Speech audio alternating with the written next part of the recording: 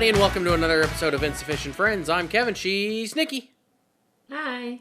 And Nick, what do we have for this day in history? Yeah, so, okay, first one, I have two of them, or three of them. Okay. First one is the February Revolution begins, leading to the end of the Tsarist rule in Russia. Okay.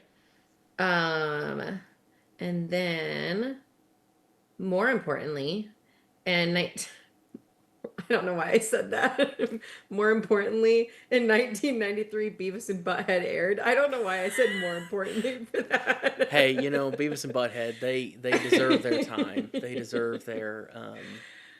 It's funny. I've seen a lot of episodes of that. I have not. I don't know that I've ever watched a full episode of Beavis and Butthead. I've seen clips, and I've heard, them talking, and I know who they are, but that's about the extent of it. I never have watched hardly any of it. Yeah. Yeah. It's stupid funny. That's the extent of it. The other one was on this day in 2014, the Malaysian Airlines flight disappeared. And we've been on a conspiracy theory kick, so that one was interesting. Yeah. You said 2014, so that's 12 years ago now. That's kind of crazy to believe, because it seems like it wasn't that long ago. But it's been missing for 12 years. That's... Yeah, there's a lot of conspiracies around that one, which is just... Yeah, and I'm pretty sure we did an episode. I'm pretty sure. Episode I think we did an episode on that one, too. Because there's some crazy conspiracy theories on that one. Like some really out there conspiracy theories on what happened to that plane.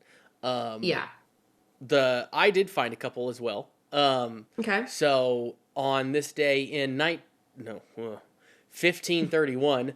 King Henry VIII is recognized as the supreme head of the Church of England by the Convocation of Canterbury. And in 1817, the New York Stock Exchange is founded. Oh, interesting. Wait. Okay, so King Henry recognizes the church. So that was after Anne Boleyn? Or for Anne Boleyn? Like that time, right? Is that the same time and space continuum? I don't know. Is that when they divorced the Pope? That's possible. I don't know. That's 15... I don't know. Hold on. When that might be. Because if he was named the supreme leader of the Church of England, that must have been when he divorced. I get my centuries confused. 15...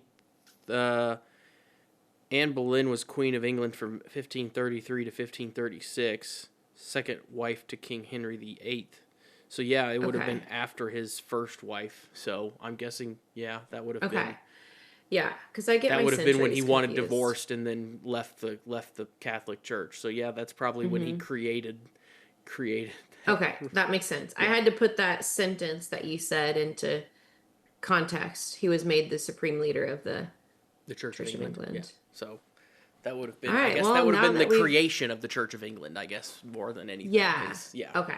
So now I get it. Yeah. It only took me a very long time to understand that sentence you said. So this week, folks, we are talking about vampires because from what Nikki tells me, they exist or they're real or something along those lines. From what I've always understand, they're mythical, but I'm told that that's not exactly true. So, anyway. I just want to clarify. Yeah? Okay. That's don't probably actually helpful think they're right real. Now. Okay. There are a lot of people in the world that think they're real, and that's what we're talking about today. The real stories. Okay. I mean, I'm sure there are people out there that do, I'm sure there are vampire cults that drink people's blood and things like that. I'm sure there are things like that. And that's what we're talking about. I was gonna say, the actual vampires that live for 1,000 years and can fly, turn into bats and fly around and have super strength and like that. I don't. Yeah. That's not. Yeah. No. That I don't believe in that. But I'm sure there are cults out there that actually drink other people's blood and try do that kind of that's what I'm going to talk about. Okay, that makes more sense. Anyway, so a vampire, like the Hmm. what most people know of a vampire is a mythical creature that feeds off the Wikipedia calls it the vital essence of the living, which Hmm. is usually their people's blood, like drinking their blood. Um, Yeah. don't know why that needs to be the vital essence. I guess it's because you have to have blood to live. I don't know. I think of Yeah. when I hear vital essence, it makes me think of somebody's soul, but I don't. That's not really. I guess of like that also gets into more religion and things, and I don't really know if Oh, that's like I wasn't thinking religion. I was thinking, I can tell I'm getting really tired. I was thinking, did you ever play Call of Duty Zombies no. back in like the 2000? Okay. So there's like, oh my God, Kevin, I'm so tired. There's like this moment where this terrifying voice comes over the game when the zombies or dogs. I don't remember what happens after this because it's been like so long since I played it, but it's this really creepy voice and it whispers like, "Fetch me their souls." And it is like extremely creepy and I Okay, sometimes still have nightmares that's about kind of that weird. game. Yeah, that's kind of weird. So, Hmm. anyways, when you said that, I just thought of Call of Duty, not religion. Hmm. Okay. Yeah. Um, vampires, the mythical ones, have Yeah. been recorded in cultures around the world for centuries. Hmm. Um, first became popular in Western Europe around the 18th century. Uh, they caused a lot of people to freak out. They caused mass hysteria in Hmm. Eastern Europe as well. One of the most common ones is um, Vlad the Impaler from the book Dracula, Hmm. or who people say that the book Dracula is based on. It's there's um,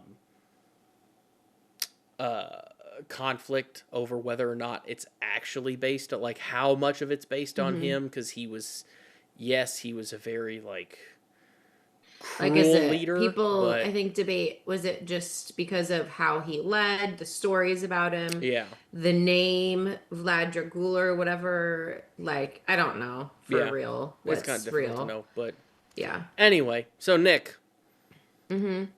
vampires now like Yes. more cult than So, anything, more cult than vampire, right?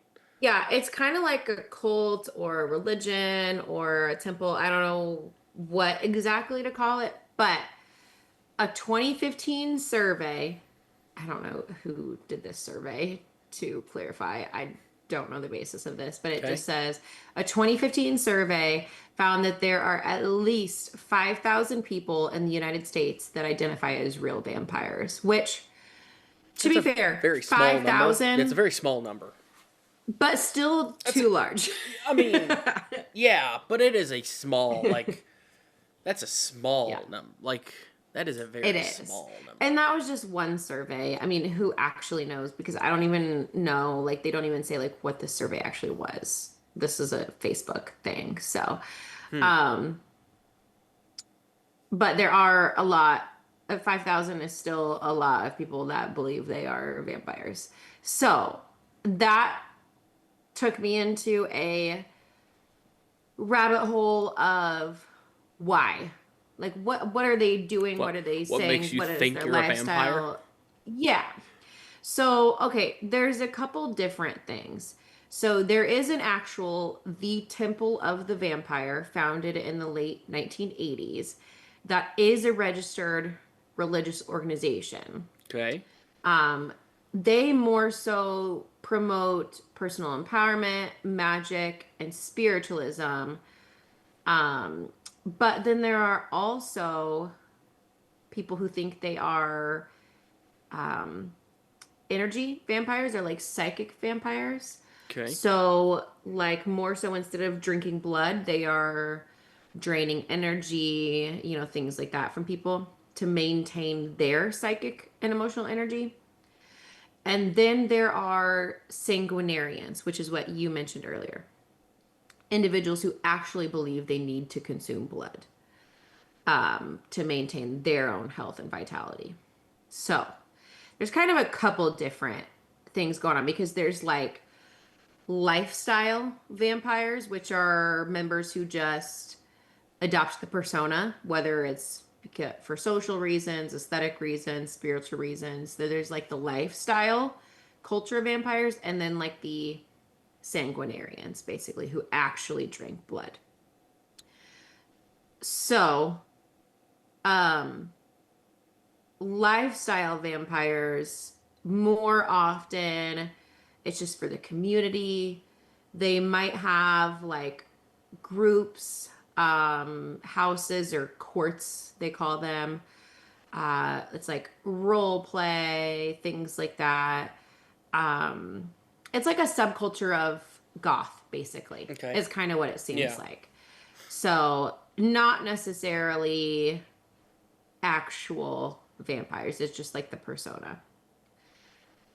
But sanguinarians is where it gets interesting.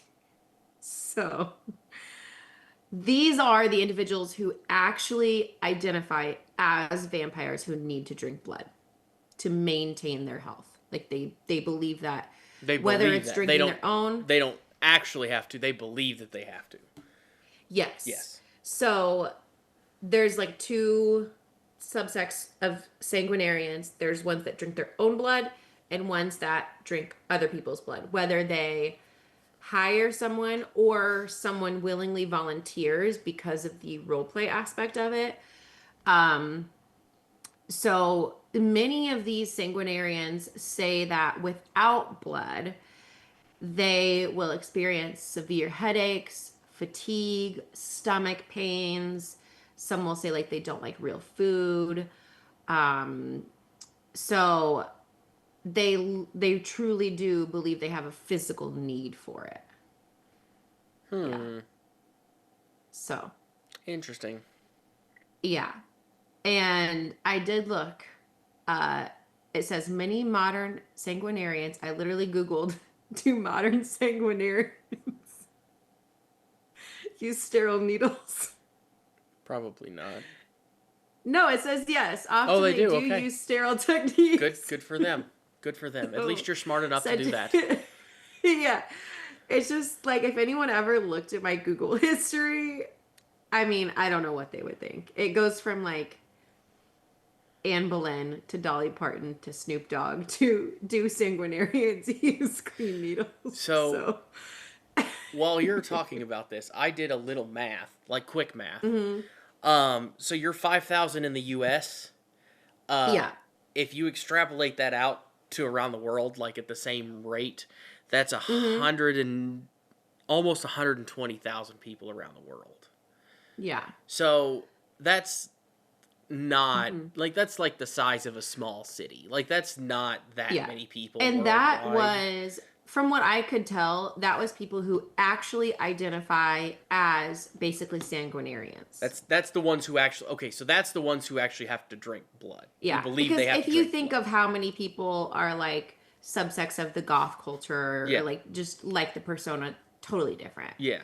At least in my opinion. Okay. So, but yes. Yeah, because if you just want to file your teeth into a fang, like that's one thing. But if you have to, if you have to feel like you have to drink blood, that's another thing entirely. Like, yeah, that's getting to be a little out there.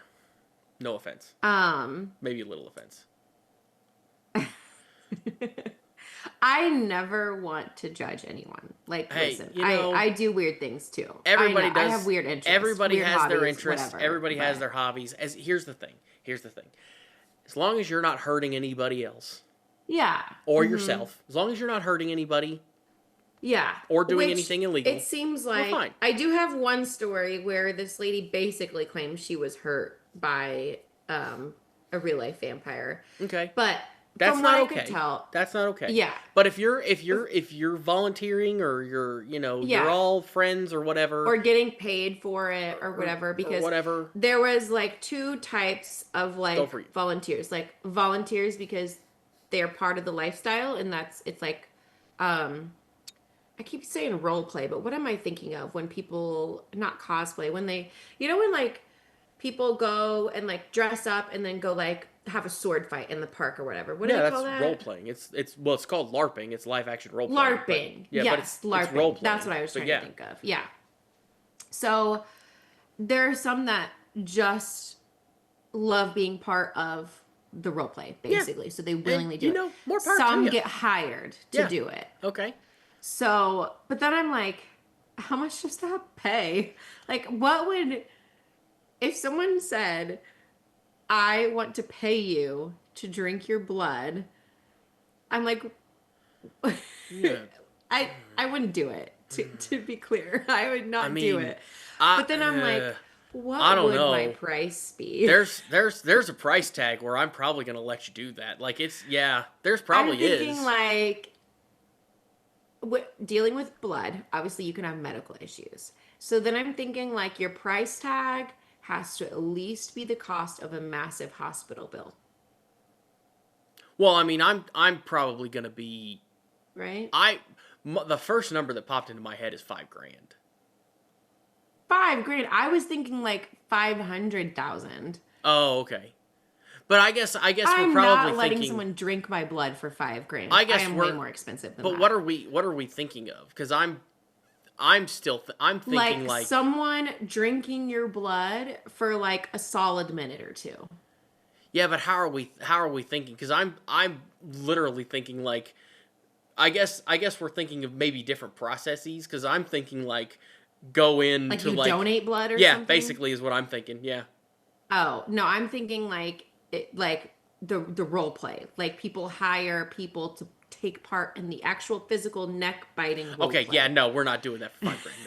No, I you're was correct. gonna say 5 grand seems so low, Kevin. See, but my thought was like Red Cross. You go in because you're talking about needles a second ago. Like Yeah. that's I Oh yeah. mean, like that's what Yeah. I'm like. I'm thinking you're thinking Yeah. that because if Oh you're no, I'm talking talking about about like if someone wanted to pay you to role play this, but actually oh drink yeah, your probably not. blood. No, probably not. Yeah, that's gonna be Yeah. higher than it's gonna be higher than uh, it's gonna be higher than 5K Yeah, probably.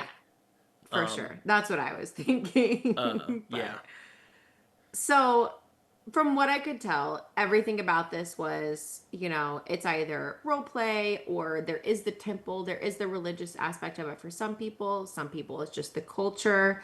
But I have two stories. So, one was this lady who was from Sydney, Australia. Okay. So, she claims that she met vampires who drank her blood without her consent, but she's also part of this community. Also, this was just a wild story in general. So this is from the New York Post, which, Mm-hmm. I don't know. Mm-hmm. But so she says that members of the Yakuza and Triads, which do you know who the Yakuza and Triads are? It's the Japanese and Chinese mafias. Okay. So an Australian lady Mm-hmm.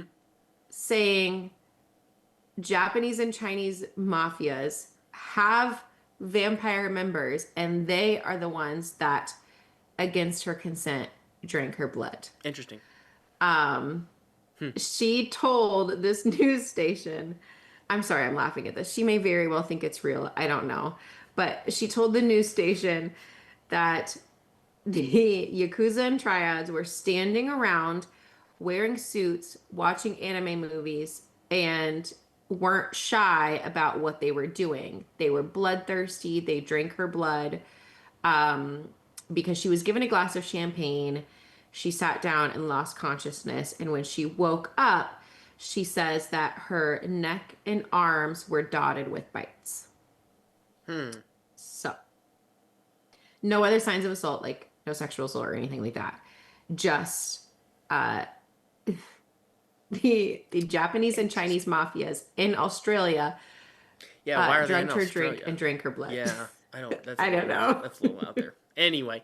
Yeah. If I mean if you're hurting other people, that's where Mhm. we get to be a problem. But if you're Yeah, just if you're just doing it for you, then go you. Like yeah, yeah. So the second story I have is more like what you just said, like you do you. In New Orleans, there's a massive. That doesn't surprise me. Yeah. So that is you don't like even have to finish that headquarters sentence in the United States. Yeah. New Orleans is like Vampire Society headquarters in the United States. So there is a somewhat popular, I don't know if she's on social media or what, but Maven Lore. So he was being fitted for his first set of fangs, just doing it like for fun, for cosplay, like that type of thing. Mm-hmm. And this is a CNN's news story, like interview that he did. He said, something just came to the surface and everything felt right for once in my life. I had this notion that there was more to it than just pointy teeth.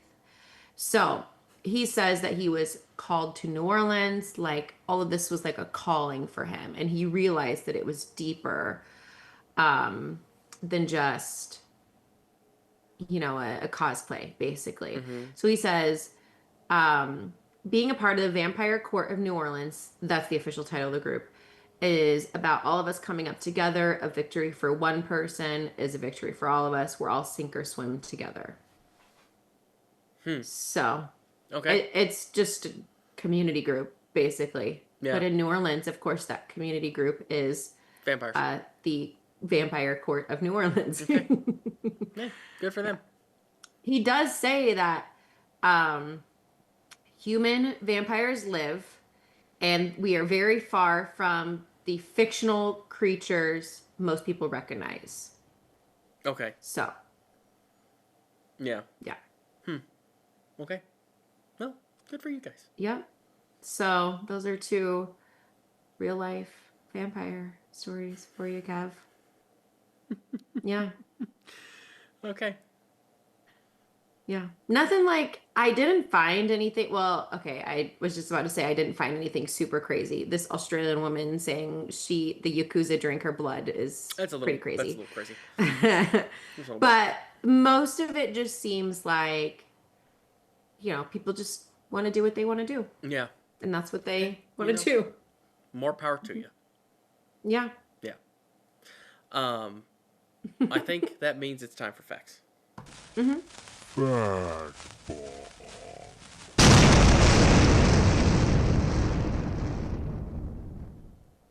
Okay. Nick, you want to go first or you want me to? Yeah. Go for it. So in the 1300s in Europe, vampires were often blamed for the bubonic plague, of course.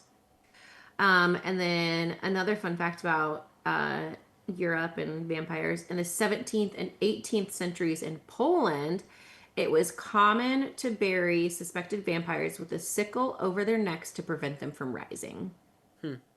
Interesting. Yeah. So in medieval times, anyone with red hair was considered to be a vampire, was thought to be a vampire. And in ancient Greece, redheads were thought to turn into vampires after they died.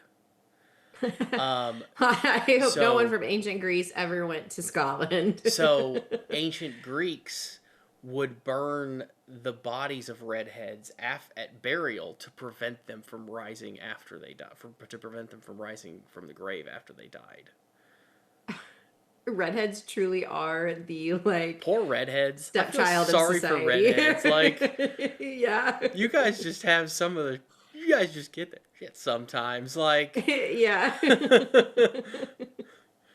Man, and can you imagine, like, someone from Greece, which I know that they did not travel this far back in those days. I know that, but can you imagine